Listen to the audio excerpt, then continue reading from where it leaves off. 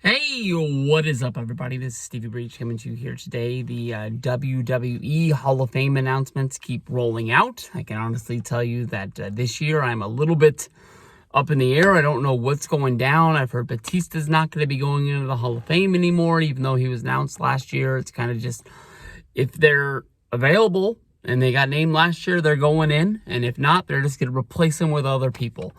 Surprise announcement to me today. Not that he doesn't deserve it, but Kane going into the WWE Hall of Fame. The man who, went through his WWE career, ended up going into politics, becoming mayor of a town in Tennessee.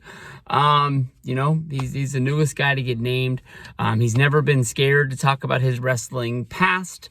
He even, as mayor, when WWE came to his town for Monday Night Raw, portrayed himself as the mayor Kane, and then ended up being in the main event, coming out as the Demon Kane. One hell of a career from this guy. I'm not going to come out telling you that I was a big fan of Kane. I will honestly tell you that, when it comes to wrestlers' debuts, it does not get any bigger than Kane coming out with a huge storyline. We didn't know who this guy was. We didn't know what it was going to look like. All we know that it was Paul Bear's son, also known as Undertaker's brother.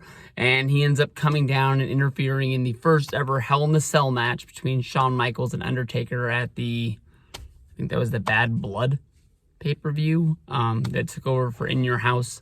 Pretty sure that's what it was.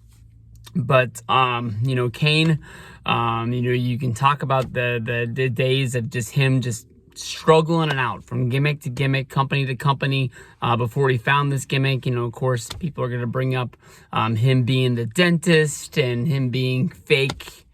I think he was fake Diesel. I'm pretty sure he wasn't fake Razor Ramon. That guy was a little bit bigger than, not bigger, but a little bit more bloated than Kane was. But, I can say this honestly about Kane. I've been watching wrestling for a really long time. Wrestling storylines, sort of, when they need them, they use them. And when they need to change that story, they just sort of change it a little bit. But if it comes to the lineage between Undertaker and Kane, Kane probably has one of the strictest storylines. We don't fuck with this his whole time in WWE, he's Undertaker's brother.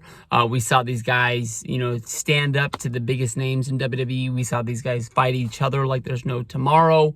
They had 2 different Wrestlemania matches. Honestly, the first one is better than 20. I think 20 is just kind of telling the story of Undertaker coming back. That was after he died. I wasn't watching wrestling at that time, but I think that was after the Dudley Boys, beat him. No, how did they kill him? The Buried Alive match or something like that. That was how they killed Paul Bear, was the Dudleys beat him, on a SmackDown pay-per-view. But when it comes to Kane, I think of, how they put Paul Bear into the Hall of Fame a few years ago. And of course, how they, had, Undertaker's last match, and then he came out at Survivor Series, and they had that sort of Paul Bear hologram to say goodbye. Definitely I hope they find a way to sort of play that in as, Paul Bear being Kane's father. But then again, more than likely Glenn Jacobs is going to be accepting this award more than Kane is. I don't really see him coming out wearing the mask during the Hall of Fame, but anything is possible when it really comes down to it. But tip of the hat to Kane. He's got so many storylines that, are great. So many of them that were bad. Some people have also said that, when they came to a storyline for Undertaker and they said, hey, and he was like, nah, I ain't doing that shit. They just give it to Kane. But, one of my favorite storylines that I can think of that doesn't involve The Undertaker was kind of like The Undertaker. It was Undertaker, Big Show, Kane, and X-Pac. And X-Pac was, trying to be built up as sort of, being, bigger than he was with the size, and him standing up to the Giants. Kane being his tag team partner, and taking it to, Undertaker and Big Show back in the day. I thought that was a really good storyline that sort of helped X-Pac out, as sort of not being sort of like the cruiserweight, I guess you can say, kind of guy, and trying to make him look like more of a heavyweight, being able to stand up to guys like that. Because in the WWF at that time, they didn't really care about small guys. They would use them. They'd be out there, but when it really came down to it, they knew they weren't going to make money with them. So they sort of just got pushed to the side. Here today, gone tomorrow. Doesn't really matter about you.